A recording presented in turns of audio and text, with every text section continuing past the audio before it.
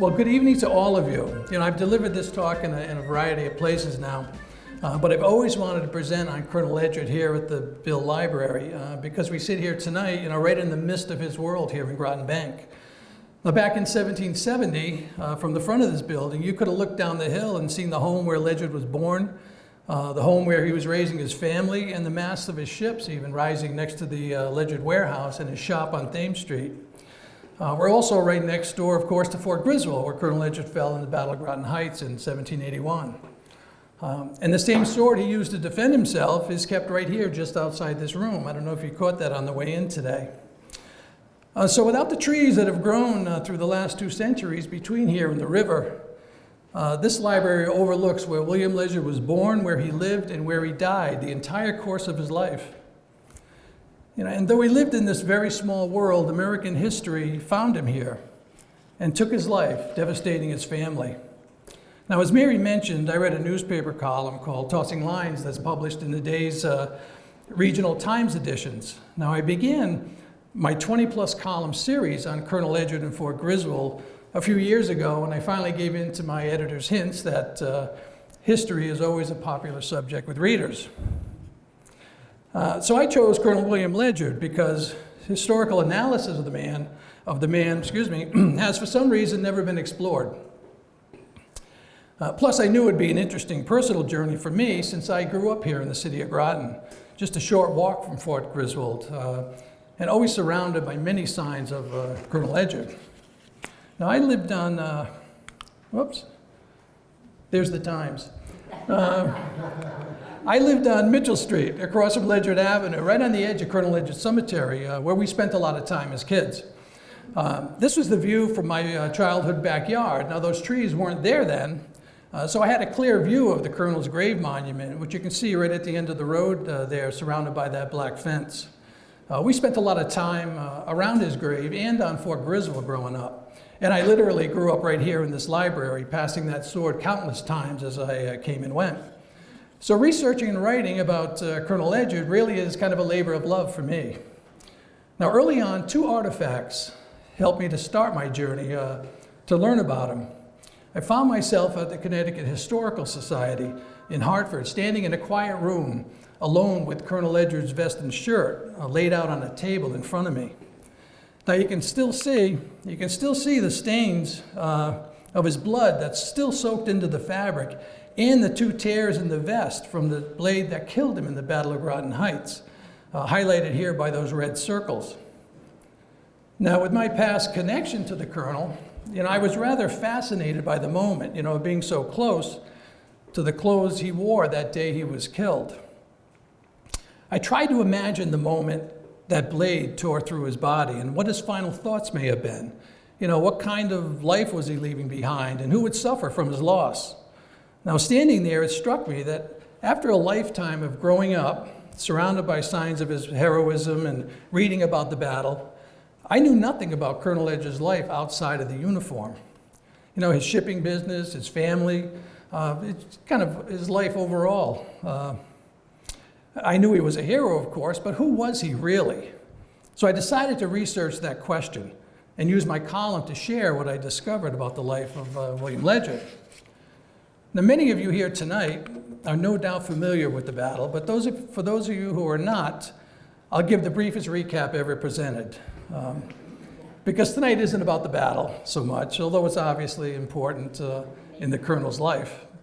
So in the pre-dawn hours of September 6th, 1781, somewhere around 24 to 30 ships carrying about 1,600 British and German soldiers arrived off our coast, set on punishing New London for its privateering successes against the Crown.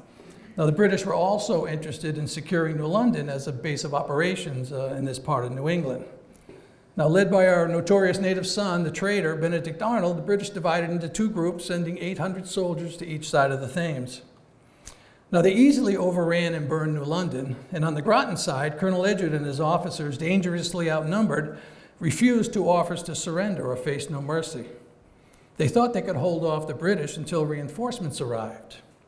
Unfortunately, they were wrong, and Fort Griswold's 165-man garrison was overwhelmed in about 40 minutes after quite a fierce battle. Now, as the British promised, the defenders were shown no mercy. as the enemy conducted a massacre of the unarmed garrison, shooting and bayoneting as many as they could. Now, it's easy to lose touch over time with the horrible aftermath of the Battle of Groton Heights. Only 6 Americans were killed in the battle itself, while 82 unarmed defenders were killed in the massacre. 35 were wounded and left to die, but some of those survived.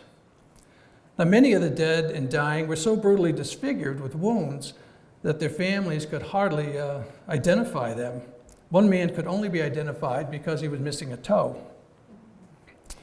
Colonel Ledyard's niece, young Fanny Ledyard, tended to the wounded soldiers in the pre-dawn hours at the Ebenezer Avery House just down the hill from the fort. Now, Fanny later stated that she walked ankle deep in blood as she worked, and acquaintances said that she suffered from the shock of that experience for the rest of her life. Now, Colonel Ledyard was, of course, killed during the chaotic battle. He was 42 years old with 6 young children at home, including his new son, Charles Grover Ledyard, just 10 days old. Now, his oldest daughter had just been married days before, and some of the wedding guests were still in the area, though they no doubt were moved out of harm's way as the British arrived. They may have joined the colonel's wife, Anne, and their children, who were put on a boat transported up the Thames River for safety.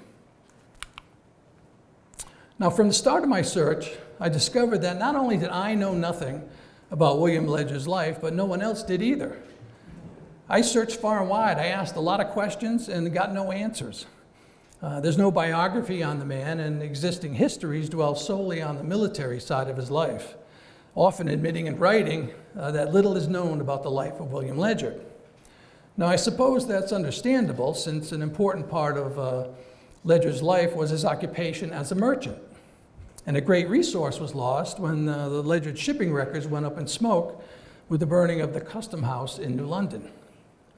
And it seems the Ledyard shipping office in Groton was also burned during the attack, destroying a lot of historical and probably a lot of personal information kept there. Now, in her History of New London, Frances Manwaring Calkins wrote of the impact of this loss to historians, and I'll quote her. She said, "With respect to the early commerce of New London, all that can be given will form but a series of fragments. In the entire absence of all custom house records or shipping lists, the utmost a historian can do is seize and transfix those gleams and shadows that flit occasionally across the view in the investigation of other subjects."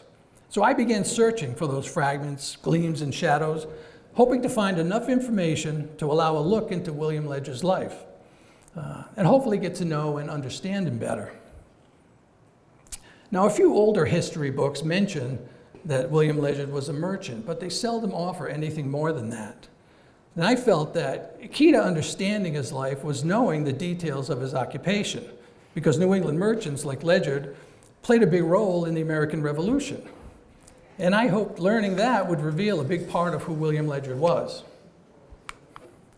This is the Massachusetts schooner Baltic, built in 1763 at the height of the Ledyard shipping operations. This is quite likely similar to the type of vessels the Ledyards used to deliver Connecticut goods to the West Indies.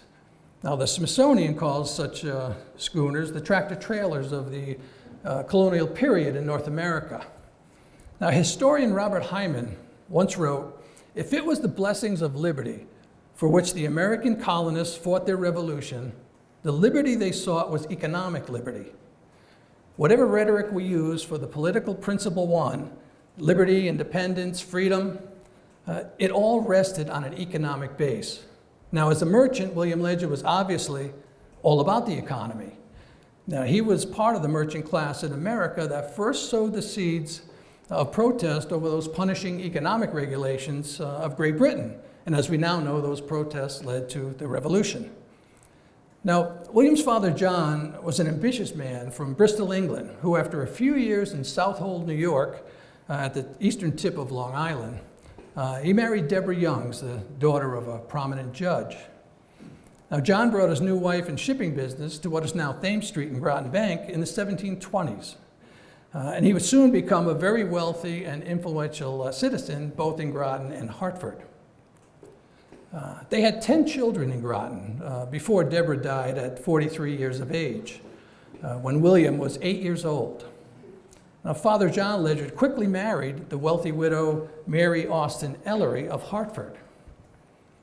Now, John and Mary would have 5 more children, eventually bringing the Ledyard family to 15.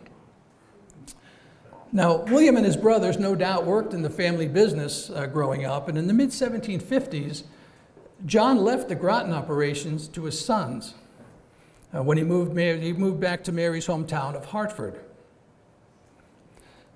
where he was already actually well known as a legislator in the Connecticut Assembly. So William, Ebenezer, John Jr., and Young's Ledyard took over the Groton business. And John and Young's were captains who sailed the Ledyard ships. Now, Father John Ledyard had his hands in a lot of different enterprises, one of which was a trading business in Hartford. Now, we may have lost the Ledyard's Groton shipping records in the burning of New London and Groton Bank, but John Ledyard's account books from his Hartford business still survive. And they show that the Ledyards were typical Connecticut merchants. This is one of John Ledyard's account books, and it tells us that the Ledyards traded at major New England ports and conducted business in the West Indies at places like Barbados, Jamaica, Tortuga, and many other Caribbean islands. Now, since John no doubt taught his sons the business, it makes sense that they would have followed his example when it came to products shipped and which lucrative ports to deal with. And I'm beginning to corroborate John's account books with other evidence showing that the Ledyards did indeed trade in the West Indies. This is an excerpt from Lloyd's Register of Ships, or Lloyd's List, a colonial journal that tracks ships arriving in foreign ports. I don't know how well you can see this, but it shows that the Ledyard ship Friendship arrived at Antigua from the Turks Island in the Caribbean on May 13, 1755. This was around the time that John Ledyard left the Groton business to his sons. And I don't believe he had established his Hartford business yet. So this ship could well have been a Groton ship, captained by either of William's older brothers, John or Young's. Now, it's also interesting to see here 9 other ships arriving at Antigua from New London on the same day. Another indication of our busy shipping environment here on the Thames in the mid-1700s. Now, besides the Friendship, I found 3 other entries so far for Ledyard ships. In chronological order here, we have the Seaflower arriving in Antigua in 1752, then the Friendship, and then the King of Prussia, which arrived Jamaica 1761, and the Unicorn arriving in Grenada in 1764, all connected to the Ledyards. I've also read that Captain John Ledyard piloted a ship called Greyhound on various West Indies runs.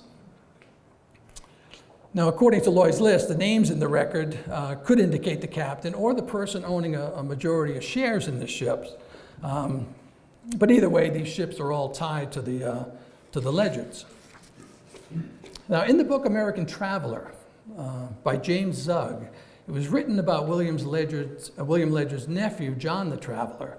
And Zugg claims that William was a sea captain, something I'd never heard about or even read about before. And he writes that William Ledyard's duties not only included running the business, but piloting ships, which allowed him the rank of a sea captain as they traveled back and forth between New London and the West Indies, where most of their trade was concerned. The Unicorn arrived in the West Indies in 1764, captained by a Ledyard, 2 years after Captain John and Young's Ledyard died at sea in 1762 from smallpox and malaria. So Zugg may be right. Colonel Ledyard himself may well have commanded the Unicorn and other vessels sailing to the West Indies. But in any event, these Lloyd's List entries add to the evidence in John Ledyard's account book, proving the Ledyards did indeed actively trade in the West Indies. Now, Ledyard's ships carried or exported a variety of products from Connecticut, like beef and pork, corn and cheese and butter, timber products, like boards and barrel staves and a lot of other things, pretty much anything that the Caribbean sugar plantations needed. And the islands needed a lot of things that Connecticut could provide. And of course, the Ledyards returned with things that Connecticut needed or wanted, like rum and molasses and sugar. This slide shows an order for 3 barrels of sugar for William and Ebenezer as recorded in their father's account book. Now, merchants could always order things from other merchants who were heading to the islands, whether for themselves or a customer, or in the Ledyard's case, maybe for their shop on Thames Street, where they sold not only rum and sugar, but all manner of household necessities, typically sold in New England merchant shops, things like spices and fabrics and pots and pans and tools and nails and so on. Now, after Father John Ledyard left Groton, William and Ebenezer very likely continued their father's practice of stocking their shop with things like Gloucester cheese, cinnamon from India. They had flour from New York, clothing from Philadelphia, and they sold Bristol beer and cider from John's hometown of Bristol, England. Now, John's records also show William's orders for beef and other products. Now, a 1778 letter at the Connecticut Historical Society from William Ledyard to Hartford merchant William Ellery discusses shipments of tea and the pricing of cargoes. Now, on an interesting personal note, that same William Ellery became William Ledyard's stepbrother when Father John Ledyard married Ellery's mother, now Mary Austin Ellery Ledyard. And William's younger sister, Experience, would eventually marry Ellery the merchant, her own stepbrother. So Ellery was William's stepbrother and brother-in-law at the same time. I think there was a lot of that going on back then, but unfortunately, in this case, rather sadly, their dual relationship would be short-lived when Experience Ellery died in childbirth at 25 years old, not long after she was married. Now, colonial Connecticut once led the nation in exporting horses and cattle, and John's account books show that he and William were involved in exporting horses to the West Indies. In fact, it's been documented that Captain John Ledyard once lost 17 horses and 40 sheep overboard from a Ledyard ship in a tropical storm. The Ledyards also picked up European products like fabrics, clothing, tools, and books from the larger ports of Boston, Newport, and New York. In fact, William's probate record shows he acquired European goods for his household, his own home, like expensive Queensware place settings from England, and his wife Anne had quite a stock of imported fabrics. This is one of William and Ebenezer's several orders in their father's account book for a hogshead of rum.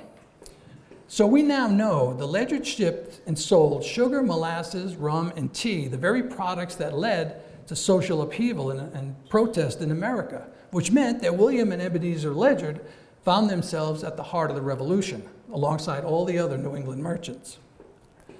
Now, explosive national events unfolded around William Ledyard throughout his adult life, propelled by the very products that he shipped, and that shaped his life in a big way. According to John Adams, the American Revolution actually began in 1761, 15 years prior to our Declaration of Independence in 76. Adams heard James Otis, a Massachusetts activist and lawyer, passionately argue before Boston judges against writs of assistance. Otis used strong, rebellious words, bordering on treason, to defend the colonists' rights as free men.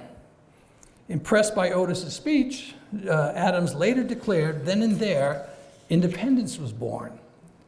So if we believe Adams, the American Revolution began in 1761, just as 23-year-old Groton merchant William Ledyard married Anne Williams of Stonington. Anne was 16 years old, which wasn't unusual at the time. They were married in Anne's father, Nathaniel Williams' home in Old Mystic, near where Clyde's cider mill is today. Now, in the homes of our ancestors in Stonington, author Grace Dennison Wheeler says, here it was that their daughter Anne stood when she married Colonel William Ledyard of Fort Griswold fame. Little did she dream on that blissful morning of her wedding day that so much of pride and sorrow was to be mingled in her lot in life. Now, Ledyard was a prosperous merchant at the time of his marriage, and no doubt one of the area's most eligible bachelors, so Anne probably considered herself pretty lucky. Now, it was just a year into their marriage when they lost Captains John and Youngs Ledyard at sea and had to scramble to overcome that devastating setback to the business. I'm curious whether further research may show that this caused William Ledyard to actively head to sea. Now, the following year, the French and Indian War ended, and William Ledyard's life was soon set on the road to revolution. Guided by that series of British tax and shipping laws targeting American merchants, demanding that they help pay for Britain's war debt and the colony's ongoing protection. This adversity would continue throughout Ledyard's adult life until he fell at Fort Griswold 17 years later.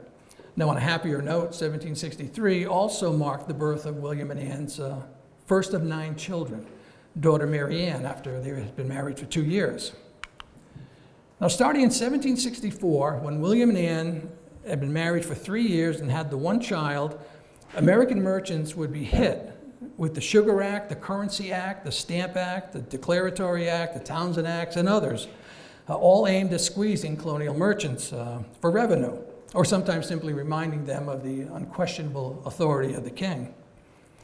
Now, this image depicts a typical protest over the Sugar Act, and as we know, most acts of parliament generated similar political unrest. Now, all of this directly impacted William Ledyard's livelihood, bringing commercial chaos to his life as a merchant, and no doubt lowering his opinion of King George III. Now, the colonies, of course, exploded violently to Great Britain's actions, led by the Sons of Liberty, many of whom were merchants themselves. By the time the Boston Massacre shook the colonies in 1770, William Ledyard was 32 years old and had been a militiaman for about 16 years, which was mandatory for colonists. Now, the show of British force against citizens no doubt caused him great concern as the threat of war grew. And by 1770, through all the social unrest of the previous 6 years, Ledyard's family had grown to 4 young children. There was Mary Ann the first, then came Sarah, William, and Deborah. Things went okay for 3 years, although there were, throughout those 3 years, there was a lot of political discontent continuing, and a lot of treasonous local debates, some right here in New London. And that went on until 1773, when William Ledyard followed in his father's footsteps and headed to Hartford to serve his first term in the Connecticut Assembly. Now, by then, he had endured 9 years of political turmoil aimed at merchants ever since the Sugar Act in '64. Now, soon after he returned from the Assembly, another child was born, John Yarborough Ledyard, bringing the family to 5. Now, just a few months after John was born, in December, William turned 35 years old, a week before American discontent boiled over in the Boston Tea Party. His 5 children now ranged in age from 10 down to the youngest at 6 months. He was raising a very young family as America stood on the brink of a dangerous revolution. Now, the King's, that's the Boston Tea Party there. The King's anxiously awaited response to the Boston Tea Party came the following spring when Great Britain closed the port of Boston. Merchants throughout New England, including William and Ebenezer, were up in arms again. Now, by the time the Battle of Lexington exploded in April the following year, William Ledyard's life from age 25 through 36 had been lived in the midst of commercial and political upheaval, and he no doubt suffered financially from the impact on colonial shipping. Now, at the time of our famous shot heard around the world in Lexington, Anne Ledyard was pregnant with their 6th child, and 5 months later, Peter Vandervoort Ledyard was born, with war underway. So now in the prime of his life, William Ledyard turned 37 years old in December of 1775. Now, he had been dealing with British oppression on and off for 11 years when Thomas Paine's fiery pamphlet, Common Sense, was published in January of '76. Now, many, including George Washington, credited Common Sense with turning the general population of the colonies against the crown. Now, as a merchant, William Ledyard was no doubt well on his way to revolution, and Paine's fiery words probably simply added to his revolutionary leanings. Now, as a legislator and longtime militiaman, Ledyard was surely part of the festivities when George Washington visited New London in April '76, staying at the Shaw Mansion downtown. General Washington had recently chased the British from Boston and was something of a hero at that time, so Ledyard likely found the visit inspiring. And he may well have carried that inspiration with him just 2 months later when he headed to Hartford for his second term in the Connecticut Assembly. And this was 1776, that momentous year in American history. This is the first state house in Hartford where Representative William Ledyard represented Groton. Now, along with the usual miscellaneous business of the people, Ledyard's assembly session debated and voted on many military concerns of the state, with war on the horizon. They approved construction of new gunpowder mills, the raising of new regiments. They appointed and promoted military officers and established new naval offices at New Haven, Norwalk, Middletown, New London. New commissions were approved for private ships of war, calling for more privateers. And then they voted to remove all references to the king from official state documents and resolved that free men shall vote their conscience without respect of persons or favor of any man, in other words, the king. So Connecticut was formally separating from the king's rule, and William Ledyard was part of the proceedings. Now, as a merchant, he no doubt voted to fight for freedom. Now, during those debates and votes, he surely considered the risk to his wife and 6 young children as they all treaded into dangerous territory and an uncertain future. Now, the assembly adjourned in June, and a month later, on July 3rd, the day before the Declaration of Independence was adopted, Ledyard was promoted to captain after 22 years in the Connecticut militia. Soon thereafter, Ledyard's life turned towards the military, and from 1777 to 1781, he focused on improving our local forts for war, and he was given more and more military responsibilities. Now, these were the foremost years of the American Revolution, with battles occurring throughout the colonies. The newspapers, correspondents, and travelers brought the news to New London and Groton Bank, so Ledyard was aware of all these ongoing events. Now, closer to home, the British were burning towns in western Connecticut at the time, and their warships were regularly appearing off our coast. So Ledyard had every reason to think war would come to the Thames, hence his focus. Now, he would soon receive 2 more rapid promotions as things heated up. He was promoted to major in 78 and then lieutenant colonel in 1780. So he was now the area's official military leader. Now, local histories describe his efforts during those years, his pleading with the governor over the lack of money for manpower and weapons, food shortages, and his own overdue wages. It was a time when he largely ignored his business, but history reveals very little about his personal life during that period. And during those years, William and Anne had 3 more children and lost 2. 10-year-old William died in 1777 when Anne was 9 months pregnant. Now, another son was born 2 weeks later, whom they also named William. Henry Young's Ledyard was born in 1780. Then a year and a half later, 16-year-old Sarah died in July of 1781, just 6 weeks before the Battle of Groton Heights. Now, when she buried Sarah, Anne was about 8 months pregnant with their last child. And a month later, Charles Grover Ledyard was born, just 10 days before the battle. So Colonel Ledyard had a lot of demanding military obligations, while his family was going through a lot of changes, some happy and some very sad. Now, throughout their lives, William and Anne obviously had friends in Groton and New London, and there's 2 prominent ones we continue to recognize today. William's family had long been friends with the Hempsteads of New London. Our famous colonial diarist, Joshua Hempstead of New London, would often stay at John Ledyard's home to wait for the next morning's ferry, because their home was right next to the ferry, or maybe to wait out a storm. Now, the Ledyards would eventually be related to the Hempsteads by marriage when William's brother, Captain John Ledyard, eloped with Joshua Hempstead's granddaughter, Abigail.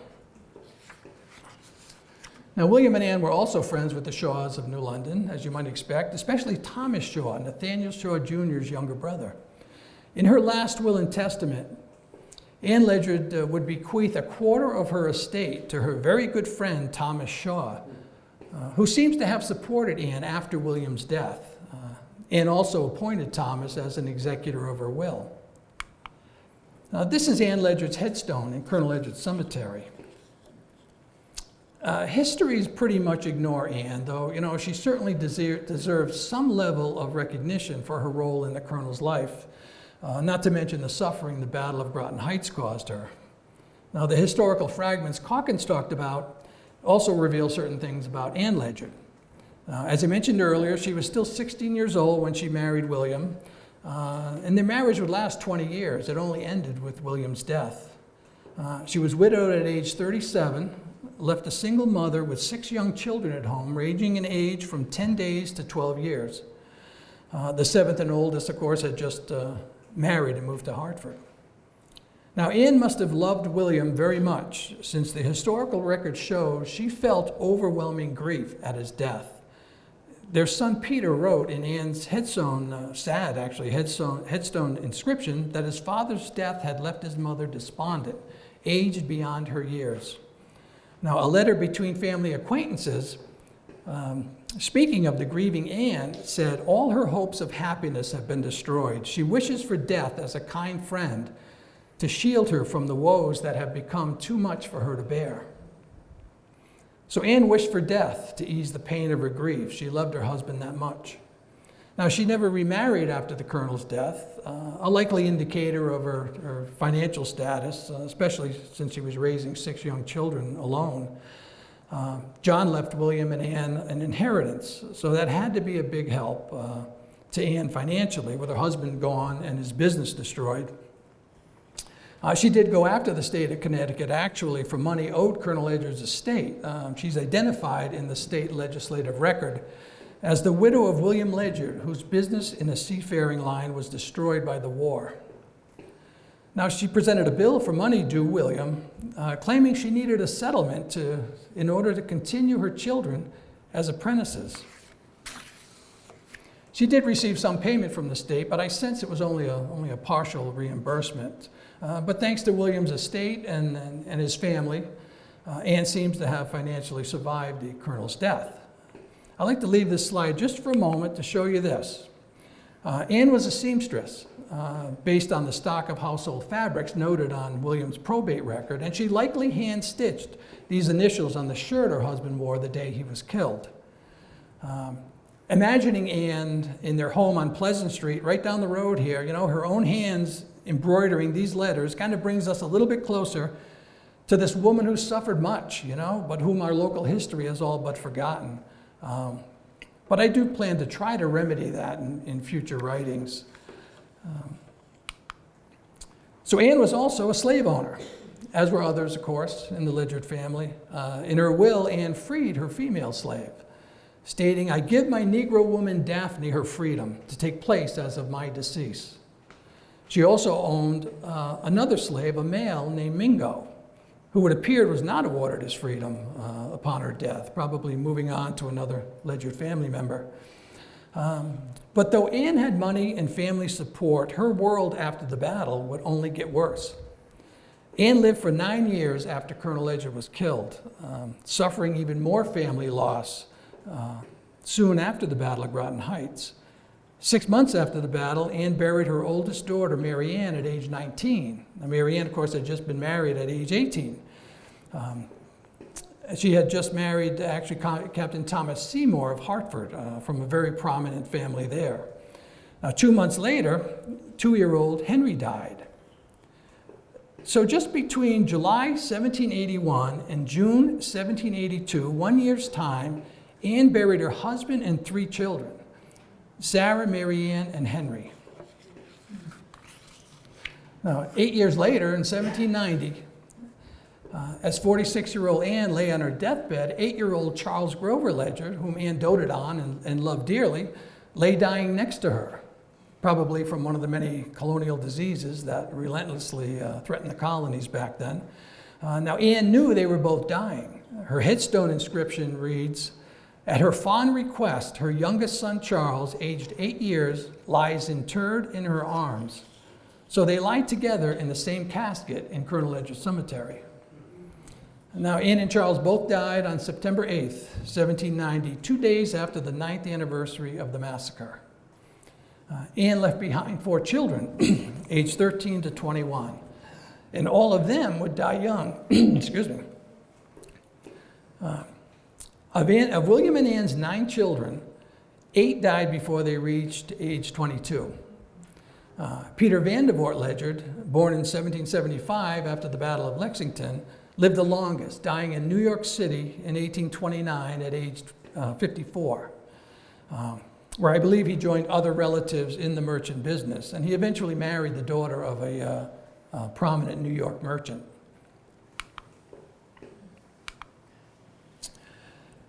The Colonel's family plot in Colonel Ledyard's cemetery actually holds about half the family. Buried there, along with Colonel Ledyard, are Anne and Charles together, and the other 3 children who died young, Henry, the first William, and 16-year-old Sarah. The small stones you see in the front are simply footstones for their graves. So except for young Charles, the children buried in the family plot in Groton all died before Colonel Ledyard was killed.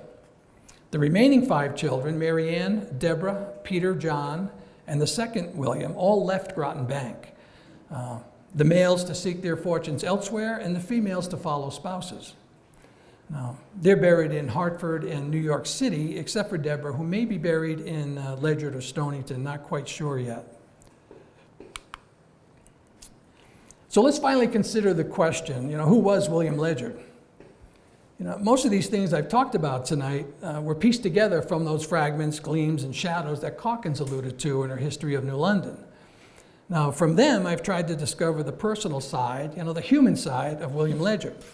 Now, one commemoration speech in years following the battle claims Ledyard was a man of fine form with good education for the time, unassuming in his manners, possessed of great executive ability, and one who could be depended upon in cases of emergency.